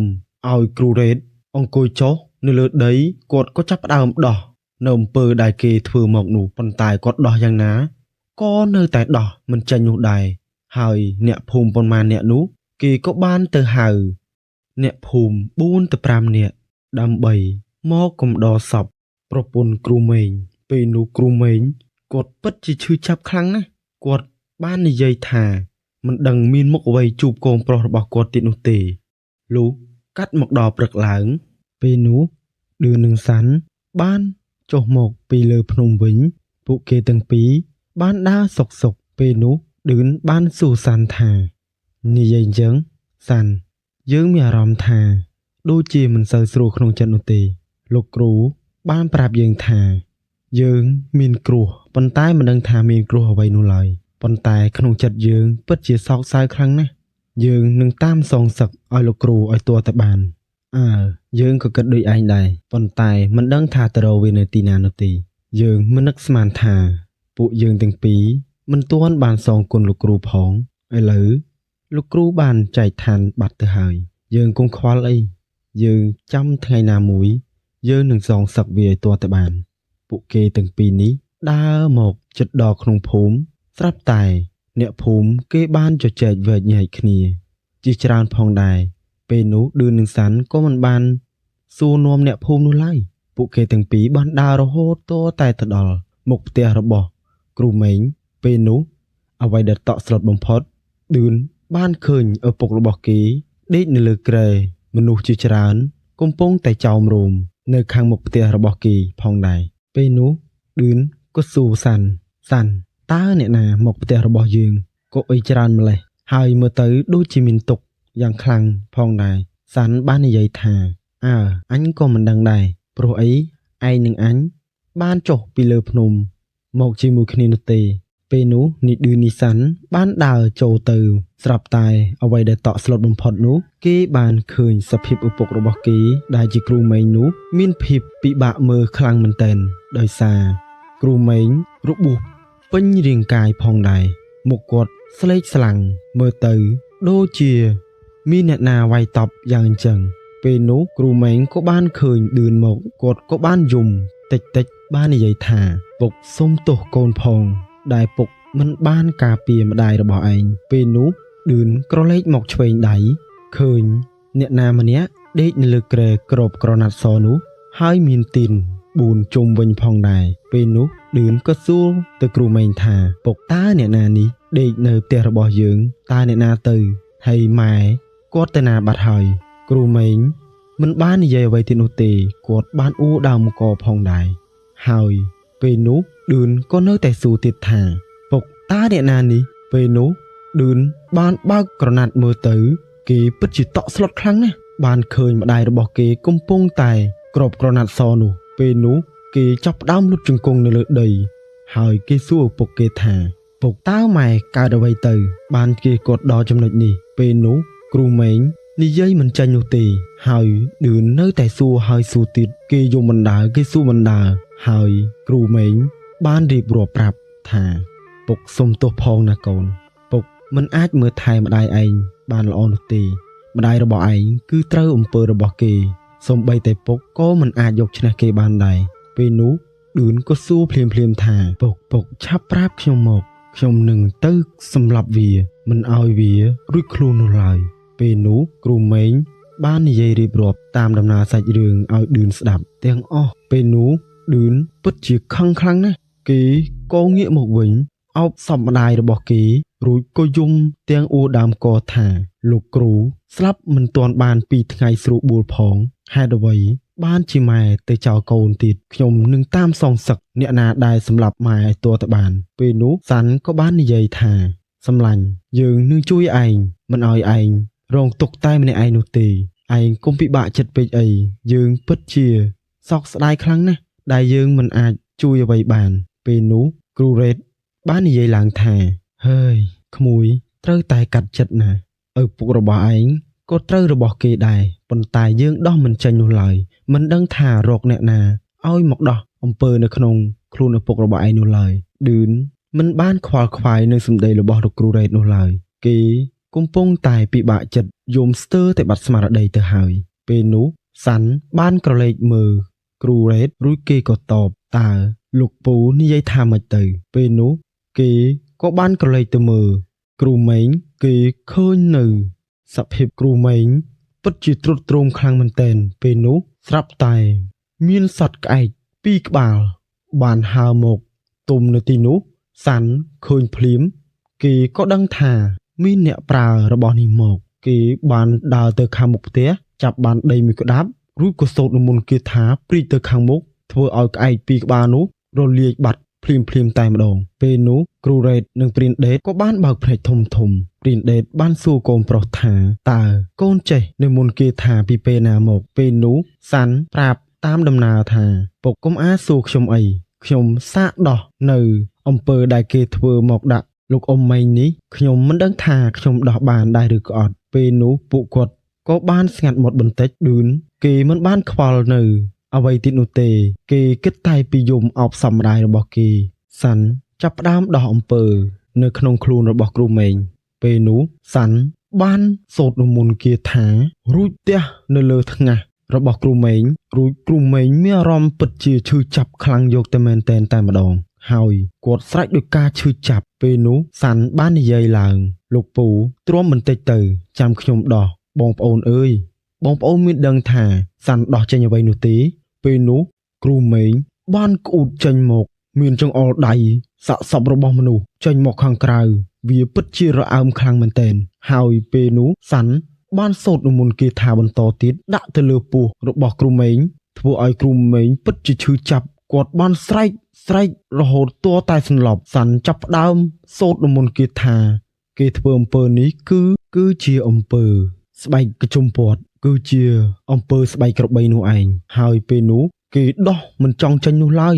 គេដោះរហូតទាល់តែគ្រូមេងបានដឹងខ្លួនឡើងវិញគាត់ស្រែកដោយការឈឺចាប់ម្ដងទៀតគាត់ចាប់ផ្ដើមឈឺនៅក្នុងពោះគាត់បាននិយាយថាគាត់ពិតជាឈឺបត់ជើងខ្លាំងមែនទែនហើយពេលនោះព្រានដេតក៏បាននាំ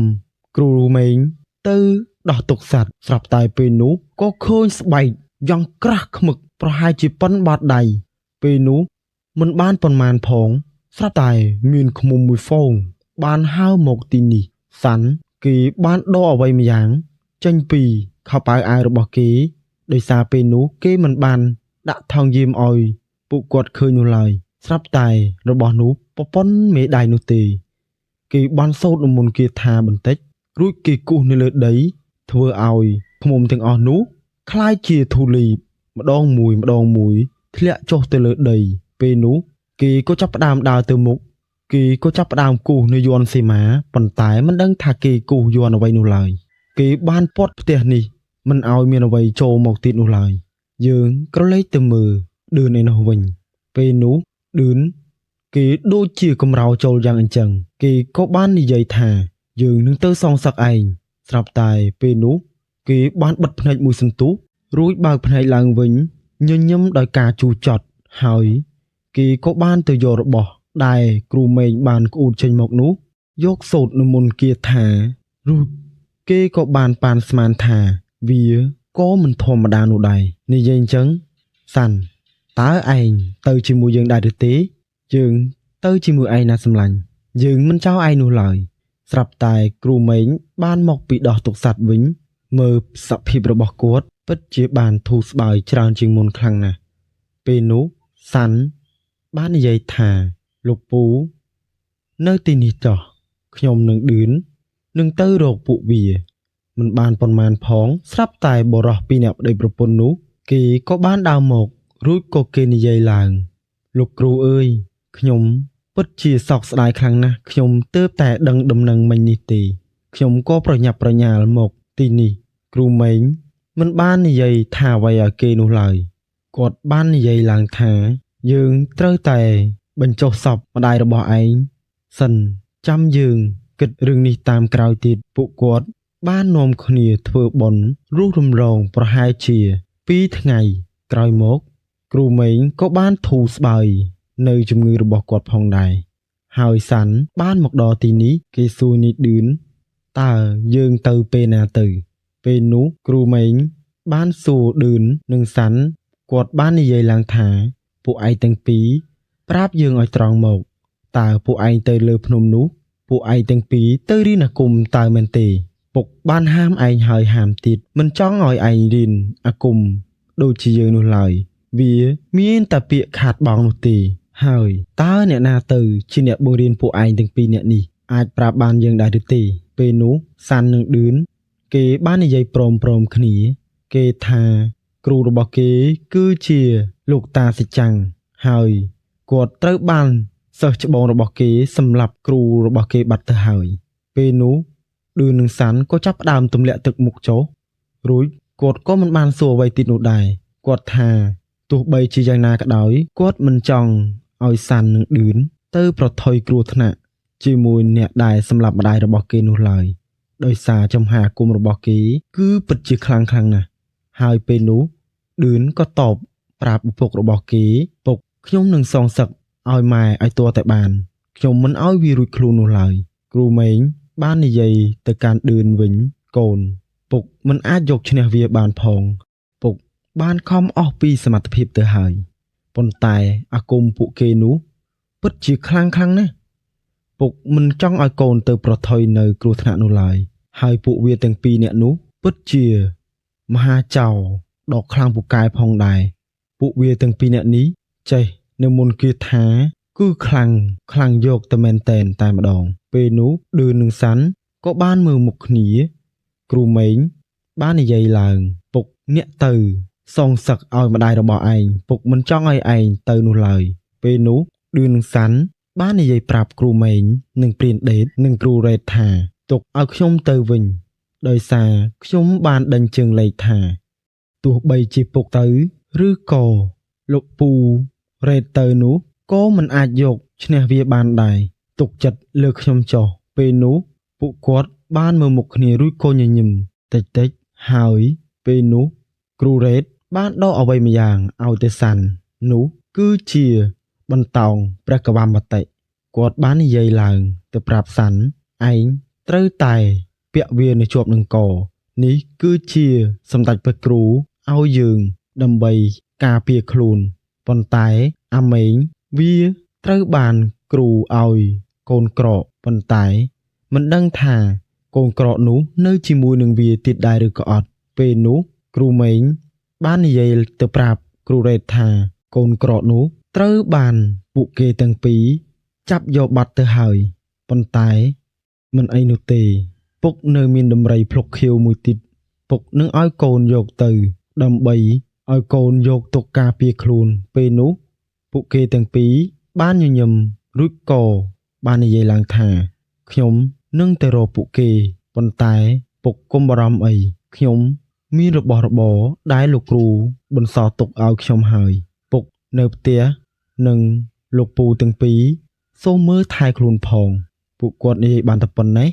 ពួកគាត់ក៏បានធ្វើដំណើរចេញទៅរហូតទាល់ទៅដល់កន្លែងទីមស្រាមួយកន្លែងពេលនោះពួកគាត់បានប្រទះឃើញនៅបុរស4ទៅ5នាក់ប៉ុន្តែពួកគេកំពុងតែផឹកស៊ីសប្បាយនៅទីនោះហើយមានបុរស2នាក់មើលទៅពួកគេហាក់បីដូចជា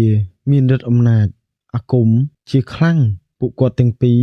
បានមើលមុខគ្នាគេទាំងពីរនាក់នោះគេបានក្រឡេកមើលឃើញឌឿននឹងសាន់គេក៏ញញឹមដាក់ហើយគេក៏មិនបាននិយាយអ្វីទៀតនោះដែរគេក៏បបួលបាក់ពួកគេចេញពីទីនោះដោយសារពេលនោះឌឿននឹងសាន់បានចាក់សោខ្លួនសូត្រនឹងមុនគាថាផងដែរយើងក្រឡេកមកមើលគ្រូម៉េងព្រានដេតនិងគ្រូរ៉េតឯនេះវិញពេលនោះពួកគាត់ទាំង3បានជ្រនុំគ្នាចង់ទៅតាមឌឿននឹងសាន់ដែរប៉ុន្តែគ្រូម៉េងនៅតែតូចចង់ទៅគ្រូរ៉េតបាននិយាយឡើងបើឯងទៅឯងប្រកាសជាស្លាប់កូនរបស់ឯងគេបាននិយាយឲ្យថាមានតែពួកគេទាំងពីរនាក់នោះទេបានអាចយកឈ្នះពួកគេទាំងពីរនាក់នោះយើងទៅហាក់បីដូចជាអសាបងយ៉ាងអញ្ចឹងកុំគិតច្រើនពេកណាសម្លាញ់យើងដឹងតែឯងបារម្ភពីកូនហើយប៉ុន្តែកូនរបស់ឯងនេះយើងសង្កេតមើលទៅពួកគេពិតជាមានអាគមខ្លាំងណាស់មិនដឹងថាគេរៀននេះតាំងពីពេលណានោះទេបើត្រឹមពួកគេរៀនត្រឹម1ខែឬក៏1ឆ្នាំអីពួកគេមិនអាចមានអាគមខ្លាំងយ៉ាងនេះនោះទេគ្រូម៉េងបាននិយាយថាយើងចង់ឈប់ធ្វើជាគ្រូអាគមហើយយើងសូមត្រឹមតែមើលអ្នកជំងឺបន្តិចបន្តួចតែប៉ុណ្ណោះហើយគម្ពីរដែលលោកគ្រូបន្សល់ឲ្យយើងនោះយើងនឹងប្រគល់វាឲ្យទៅឯងណាសម្លាញ់គ្រូរ៉េតបានមើលមុខគ្រូម៉េងហើយគាត់បាននិយាយបើសិនជាយើងមាននិស្ស័យជាមួយនឹងគម្ពីរនេះម្លេះគ្រូប្រគល់ឲ្យយើងតាំងពីយូរណាស់មកហើយឯងឆាប់ទុកវិញទៅកុំគិតខ្លីអីណាហើយពេលនោះគាត់ក៏មិនបាននិយាយអ្វីទៀតនោះដែរពួកគាត់បានបំបីគ្នាទៅគ្រូម៉េងគាត់បានអង្គុយសឹងជឹងគិតនឹកដល់ប្រពន្ធរបស់គាត់ថាតើអូនទៅបានសុខហើយតើមែនទេបងនឹងឈប់ធ្វើគ្រូចាប់ពីពេលនេះហើយគាត់ក៏បានចាប់គម្ពីរនោះគាត់បាននិយាយឡើងថាឯងឆាប់ទៅរកម្ចាស់ដើមឯងវិញទៅគាត់ក៏បានបោះពីលើផ្ទះចុះទៅដល់ដីស្រាប់តែគាត់ងាកមកក្រោយវិញគាត់បានឃើញគម្ពីរនោះនៅលើស្កាកដែលគាត់ទុកនោះគាត់បានបោះទៅម្សាទៀតគាត់ថាឯងទៅរកម្ចាស់ដើមវិញទៅគាត់ក៏ចាប់ផ្ដើមតម្រេតខ្លួនសម្រាស្រាប់តែគម្ពីរនោះវាបាននៅលើក្បាលដេកគាត់ណាបងប្អូនគាត់បានទិះអធិដ្ឋានរួចគាត់បាននិយាយថាសមាទោសផងគាត់បានយកគម្ពីរនោះកេតនឹងគូតណាបងប្អូន រួចក៏គាត់បោះទៅគាត់បាននិយាយថាអញលែងចង់បានគម្ពីរនេះទៀតហើយគាត់បោះទៅនោះស្រាប់តែគម្ពីរនោះបានរលាយបាត់ចេញពីទីនោះបាត់ទៅហើយយើងក្រឡេកទៅមើលសានឯនោះវិញសាននឹងឌឿនពួកគេទាំងពីរបានជ្រនុំគ្នាថាឯងសាកបើកភ្លើងញៀនទៅមើលឯងអាចមើលឃើញមុខរបស់គេដែរឬទេពេលនោះឌឿនសមាធិប្រមាលមើលគេបាននិយាយឡើងតិចយើងមិនអាចមើលឃើញគេនោះឡើយដោយសារគេពិតជាមានមន្តអាគមខ្លាំងណាស់ពេលនោះពួកគាត់ទាំងពីរបានលឺសំឡេងអ្វីម្យ៉ាងចូលនៅក្នុងត្រចៀករបស់គាត់រួចក៏និយាយឡើងពួកឯងទាំងពីរនាក់នេះឆាប់យកធ្មេញរបស់យើងដែលយើងប្រគល់ឲ្យឯងម្នាក់មួយនោះយកក្តាប់នៅនឹងដៃរួចបិទភ្នែកប្រមាលមើលទៅប្រកាសជាឃើញពួកវាហើយបងប្អូនមានដឹងថាសំឡេងដែលឮនោះគឺជាអ្នកណាទេនោះគឺជាសម្ដេចព្រះគ្រូរបស់គាត់ដែលជាគ្រូដើមរបស់គាត់នោះហើយដោយសារហេតុអ្វីបានជាគាត់មានធ្មេញនោះមុនដែលគាត់បញ្ចុះគ្រូរបស់គាត់នោះគ្រូរបស់គាត់បាននិយាយតាមផ្លូវញៀនឲ្យយកធ្មេញ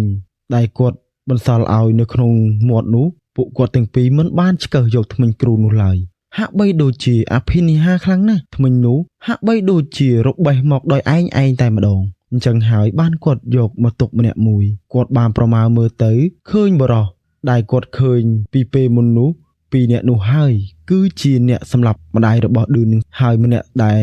ស្រីដែលនៅអង្គុយចិត្តគេនោះដែលខ្ញុំភ្លេចប្រាប់បងប្អូនត្រីម្នាក់នោះគឺជាកូនពីរនាក់ប្តីប្រពន្ធដែលមករកឪពុករបស់គេនោះឯងពួកគាត់ប្រមាលមើលបានឃើញតែប៉ុណ្ណេះនាយឌឿននីសាន់បានដើររកពួកគេឡើងមួយព្រឹកថ្ងៃត្រង់ទៅហើយបងប្អូនប៉ុន្តែរកពួកគេមិនឃើញនោះឡើយស្រាប់តែបន្តិចក្រោយមកពួកគាត់បានសង្កេតមើលឃើញស្នាមជើងជាច្រើនដើរចូលទៅក្នុងព្រៃពួកគេទាំងពីរដើរចូលបានជ្រៅបន្តិចស្រាប់តែមានឮសំឡេងអ្វីម្យ៉ាងបាននិយាយឡើងថាពួកឯងតាមដានយើងតាំងពីពេលណាមកឌឿននិងសាន់បានប្រឈមមុខនៅជាមួយនឹងពួកគេសាន់បាននិយាយប្រាប់ឌឿនតិចថាយើងកុំអាចធ្វើអ្វីពួកវាដោយសារពួកវាកាន់សិតតែកំភ្លើងគ្រប់ដៃយើងមានតែពីរនាក់នោះទេយើងចាំលេងវាតាមផ្លូវគុំវិញទៅពេលនោះឌឿនហេតុតែមនុស្សចិត្តក្តៅតាំងពីដំបូងនោះគេមិនស្ដាប់សាន់នោះឡើយនេះឌឿនបាននិយាយចង្អោរមុខទៅបរិសទាំងពីរនាក់នោះដែលហាក់បីដូចជាមេខ្លោងនោះថាឯងនេះមែនទេជាអ្នកសម្លាប់ស្ត្រីម្នាក់ដែលនៅភូមិចុងព្រៃនោះហើយគេក៏សើចឡើងថាគឺជាយើងទាំងពីរនាក់នេះហើយឯងនេះគឺជានរណាបានហ៊ានមកសួរយើងត្រង់បែបនេះឯងសម្លាប់ម្ដាយរបស់យើងនឹងសងសឹកឲ្យម្ដាយរបស់យើងឲ្យទាល់តែបានពេលនោះកូនចៅរបស់គេក៏ស្ទុះចូលមកប្រហែលជា4នាក់ពេលនោះត្រូវបាននាយឌឿននីសាន់វាយគេមួយដៃខ្ទៀតធ្វើឲ្យពួកគេក្អួតឈាមសន្លប់នៅទីនោះទាំងអស់ចំណែកម្នាក់ស្រីដែលឈរនៅពីខាងក្រោយនីរ៉ានិងនីឆោមនោះគេហាក់បីដូចជាត្រូវនៅអំពើឬក៏គេដាក់ស្នេហ៍បានយ៉ាងអញ្ចឹងពេលនោះនីឆោមគេបាននិយាយឡើងថាអូពួកឯងទាំងពីរនាក់នេះពិតជាមិនអន់នោះឡើយប៉ុន្តែសម្រាប់ក្មេងដូចជាពួកឯងនេះយើងប្រើតែដៃម្ខាងនោះទេពួកឯងឆាប់ចូលទាំងពីរនាក់មកពេលនោះឌួនក៏ហក់ទៅត្រូវបាននីឆោមធាក់មួយជើងឡើងខ្ទាតទៅម្ខាងស្រាប់តែពេលនោះសាន់ក៏ហក់ទៅម្ដងប៉ុន្តែសាន់គេពិតជាឆ្លាតខ្លាំងណាស់គេបានគេចផុតរួចក៏ធាក់នីឆោមមួយជើងចំកណ្ដាលដើមទ្រូងធ្វើឲ្យនីឆោមទីបបន្តិចផងដែរពេលនោះនីរ៉ាបានសូត្រមន្តគាថាអ្វីម្យ៉ាងដាក់ទៅលើកាំបិតរបស់គេរួចក៏ចូលមកប្រយុទ្ធជាមួយនឹងនីសាន់បានប្រយុទ្ធជាមួយនឹងនីរ៉ាពេលនោះស្រាប់តែនីឌឿនចេញមកពីកំពតព្រៃវិញនោះដែលខ្ទាតទៅស្រាប់តែនីឌឿនបែងភាគចេញមកមនុស្សចំនួន3សិតតែនីឌឿនទាំងអស់នីឌឿនទាំង3នាក់នេះចូលទៅវាយជាមួយនឹងនីឆោមបានធាក់នីឌឿនមួយខ្ទាតទៅក្នុងព្រៃនីឌឿន2នាក់ទៀតក៏បានចូលទៅវាយជាមួយនឹងគេផងដែរនេះគឺជាអាគមបែងភាគយើងក្រឡេកទៅមើលនីសាន់ឯនោះវិញគេបានចាក់ត្រូវនីរ៉ាមួយកំបិតប៉ុន្តែនីរ៉ានោះមិនមុតនោះឡើយនីរ៉ាឃើញអាកាសល្អគេក៏ចាក់នីសាន់វិញផងដែរប៉ុន្តែ ចាក់មិនមុតនោះឡើយបងប្អូនពួកគេទាំងពីរប្រយុទ្ធគ្នាមិនដឹងឈ្នះចាញ់នោះឡើយពេលនោះនីសាន់មានព្រៀបជាងក៏ធាក់នីរ៉ាមួយជើងចំកណ្ដាលដើមទ្រូងធ្វើឲ្យនីរ៉ាទីតបន្តិចផងនោះពេលនោះសាន់បានសូត្រនៅមន្តគាថាព្រះវេស្សវណ្ណមហន្តោចាក់ទៅលើដីរួចយកទៅប្រយុទ្ធជាមួយនឹងរេរ៉ាម្ដងទៀតនីរ៉ាគេអំនួតថាគេនោះគឺជាអ្នកស្បែកគង់ត្រូវបាននីសាន់លាងមួយកំបិតចំក្តារឆ្អឹងកធ្វើឲ្យគេប្រកាច់ស្លាប់ភ្លាមនៅក្នុងស្លុកឈាមនោះផងដែរយើងក្រឡេកទៅមើលនាយឌឿននេះវិញនាយឌឿនទាំង3នាក់នេះត្រូវបាននាយឆោមវាយឡើងមុខឡើងពោអស់ទៅហើយបងប្អូនដោយសារទី1គឺនាយឌឿនគេហាក់បីដូចជាកំរោចូលយ៉ាងអញ្ចឹងហើយពេលនោះនាយឆោមបានឃើញនារ៉ាដេកទៅក្នុងស្លុកឈាមគេបានកោទឹកត្រកងនារ៉ារួចក៏គេនិយាយថាសម្លាញ់ងើបឡើងមកសម្លាញ់ឯងមិនអាចទៅចោលយើងបាននោះឡើយពេលនោះពួកគេទាំងពីរនាក់បានក្រឡេកទៅមើលឃើញនាយឆោមកំពុងតែយំអោបសពនៅនារ៉ានោះពួកគេទាំងពីរបានចូលទៅទាំង4តែម្ដងហើយអ្វីបានខ្ញុំនិយាយថាទាំង4ដោយសាររូបរាងកាយដែលនាយឌឿនបែកភាគនោះមិនទាន់រលាយបាត់ទេណាបងប្អូនដោយសារហេតុអ្វីបានអត់រលាយគាត់បានញាត់ស្លឹកម្លូទៅនឹង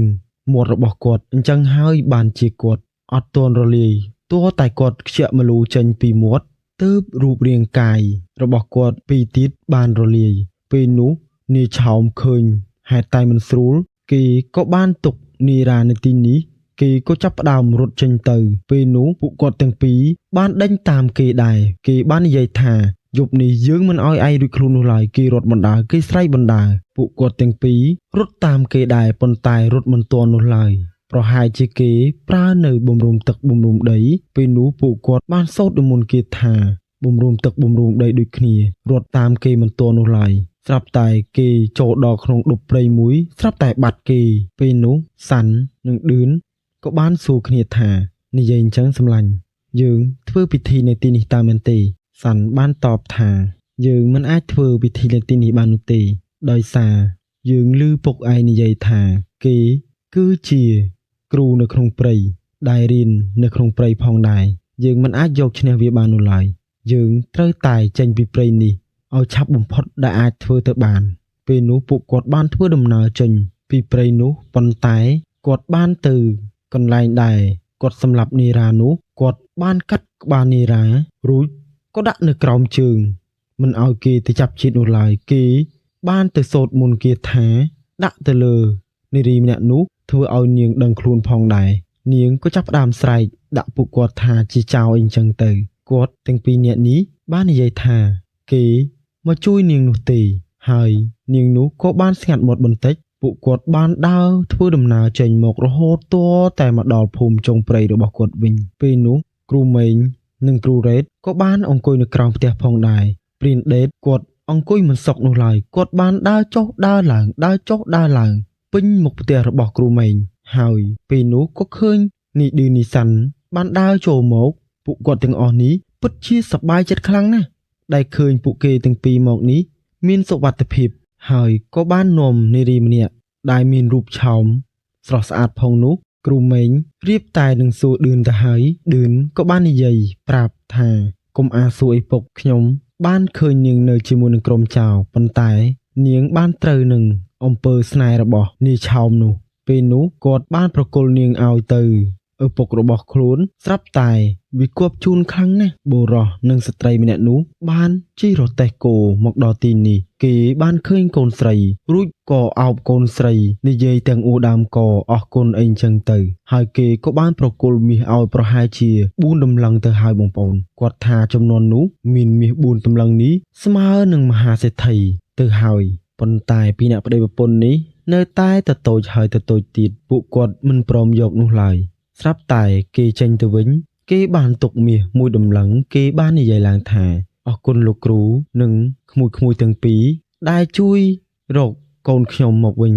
ខ្ញុំពិតជាមិនដឹងមានអ្វីសងគុណនោះឡើយពេលនោះគ្រូម៉េងបាននិយាយថាមិនអីនោះទេខ្ញុំត្រូវមានរឿងច្រើនដោះស្រាយទៀតអ្នកឆាប់អញ្ជើញទៅវិញទៅគាត់និយាយនេះហាក់បីដូចជាដេញ បុរសនិងប្តីប្រពន្ធនោះយ៉ាងអញ្ចឹងដោយសារគាត់ធ្វើនេះគាត់ឃើញបុរសនិងប្តីប្រពន្ធនេះគាត់ពិតជានឹករលឹកដល់ប្រពន្ធរបស់គាត់ខ្លាំងណាស់អញ្ចឹងហើយបានជាគាត់ប្រើសម្ដីបែបនេះពេលនោះនេះឌឺនីសាន់បានឡើងទៅលើផ្ទះរបស់គ្រូមេងរួចពួកគេទាំងពីរបានសមាធិបើកញៀនតាមរកនាយឆោមនោះគេបានឃើញទិដ្ឋភាពមួយដ៏សាហាវខូខើយងខ្នងមែនតែនគេបានទៅកត់លោកតារួចគេបានសម្លាប់លោកតាដែលជាបរមគ្រូដែលបង្រៀនគេនោះឲ្យស្លាប់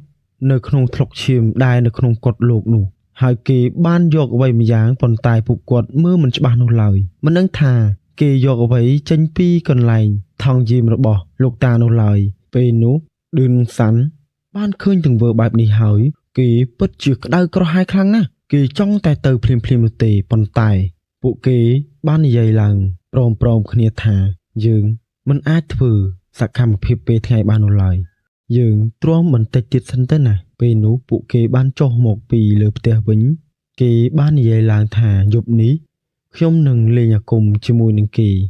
ហើយគ្រូរ៉េតក៏បាននិយាយប្រាប់ឌឿននឹងសាន់ថាបើពួកឯងទាំងពីរចង់ប៉ះអាគមជាមួយនឹងគេទុកពូជាអ្នកនៅពីក្រោយពួកឯងយើងនឹងជួយឯងពីក្រោយពេលនោះឌឿននឹងសាន់ក៏ញញឹមពេលនោះកាត់មកដល់យប់ឡើងពួកគាត់ទាំងអស់គ្នានេះក៏បានអង្គុយនៅក្រែខាងមុខចំនួន5នាក់ហើយពេលនោះដែរស្រាប់តែមិនបានប៉ុន្មានមេឃក៏ចាប់ផ្ដើមផ្គររន្ទះពេញមេឃប៉ុន្តែមិនមានភ្លៀងនោះទេបងប្អូនស្រាប់តែមួយសន្ទុះនោះក៏មានឃើញពូថៅមួយបនហោះវូមកបងប្អូនកុំតែគ្រូរ៉េតចាប់ក្បាលគ្រូមេងជាប់នោះទេគុំអីពូថៅនោះហោះមកចំកណ្ដាលថ្ងាសរបស់គ្រូមេងបាត់ទៅហើយស្រាប់តែវាបានទៅគប់ជាប់នឹងដីនោះលន់សូតែដឹបបងប្អូនហើយពូថៅនោះក៏ត្រូវរលាយវិញបងប្អូនមានដឹងថាចេញអ្វីនោះទេវាបានคล้ายទៅជាសត្វពស់វែករនាមគាត់ថាចង់ប្រពន្ធកពូនជើងបាត់ទៅហើយសាន់បានសូត្រមន្តគាថារួចក៏ចេញឥន្ទ្រីមួយក្បាលហោះទៅចាប់ពស់នោះព្យួរទៅឡើងលើរួចក៏ហើរចេញបាត់ទៅស្រាប់តែមួយសម្បកធ្លាក់ឈើអ្វីម្យ៉ាងនៅពីខាងមុខសាន់នោះគឺជាក្លឹមរះព្រៅដែលគេសាងមកចេញជាដូចជាសត្វចាបយ៉ាងអញ្ចឹងប៉ុន្តែនោះគឺជាឥន្ទ្រីនេះពណ៌របស់វាហាក់បីដូចជាភ្លើងយ៉ាងអញ្ចឹងបងប្អូនហើយពេលនោះក៏មានលឺសំឡេងកណ្ដឹងក្រេងក្រើងនៅជិតនោះគាត់សម្លឹងមើលទៅហាក់បីដូចជាមនុស្សបន្តិចសត្វបន្តិចគាត់មើលយូរនោះពួកគាត់ទាំងអស់គ្នាក៏បើកភ្នែកធំនោះគឺជាកូនក្រករបស់គ្រូមេងគេបានគ្រប់គ្រងវាបានបាត់ទៅហើយបងប្អូនពេលនោះឌឿនបាននិយាយឡើងថាពុកវាត្រូវបានគេគ្រប់គ្រងហើយតើយើងត្រូវធ្វើដូចម្តេចទៅគ្រូមេងបានប្រាប់នៅមុនគាថាឲ្យទៅនីសាន់បានអាចប្រើបាននៅមុនគាថានេះបើសិនជាឌឿនមិនអាចប្រើបាននោះឡើយដោយសារឌឿនគឺជាកូនរបស់គាត់អញ្ចឹងហើយកូនរបស់គាត់មិនអាចចិត្តក្បិតដងឯងបាននោះឡើយសាន់បានប្រើនៅមុនគាថាប៉ុន្តែហាក់បីដូចជាមិនមានប្រសិទ្ធភាពនោះឡើយសាន់បានកាន់នៅសូត្រមន្តគាថារួចក៏ដាក់នៅខាងមុខខ្លួនស្រាប់តែមានពន្លឺអ្វីម្យ៉ាងបានចងរឹតនៅកូនក្រកនោះធ្វើឲ្យវាស្រែកឈឺចាប់ប៉ុន្តែហាក់បីដូចជាគេខាបវាទៅវិញយ៉ាងចឹងប៉ុន្តែសាន់មិនអាចប្រឡែងវាបានទៅវិញនោះឡើយគេក៏បានចាប់យកអំបោះសីមាចេញពីថង់យាមរបស់គេរួចក៏គេសូត្រនៅចំណងឧបគុតរួចក៏បោះទៅខាងមុខធ្វើឲ្យចងវាជាប់នៅទីនេះគេមិនអាចខាបវាបានទៅវិញនោះឡើយពេលនោះគ្រូមេងគាត់បានបិទភ្នែកបន្តិចគាត់មិនហ៊ានមើលនោះឡើយដោយសារគាត់អាណិតកូនក្រក់របស់គាត់ប៉ុន្តែវាត្រូវបានគេពង្វក់បានបាត់ទៅហើយពេលនោះសាន់បាននិយាយថាតើត្រូវកំចាយឬក៏យកវាមកប្រើប្រាស់វិញប៉ុន្តែគាត់មិនចង់ប្រើប្រាស់វានោះឡើយគាត់បានអាហារសកម្មថាឯងទៅរកកាន់សុគតិភពទៅចោះក៏ពិតទៅគាត់មិនកំចាយនោះឡើយគាត់បានដោះលែងវាឲ្យវាទៅរកភពថ្មីគាត់បានសូត្រមន្តគាថាផ្សាយមេត្តាឲ្យវាធ្វើឲ្យវារួចពីចំណងនៃនាយឆោមនោះហើយនាយឆោមនោះគេពិតជាខឹងខ្លាំងណាស់គេបានប្រើមកបងប្អូនមានដឹងថាគេប្រើអ្វីនោះទេ អ្វីដែលគេយកចេញពីសម្ដេចព្រះគ្រូរបស់គេនោះគឺជាដំរី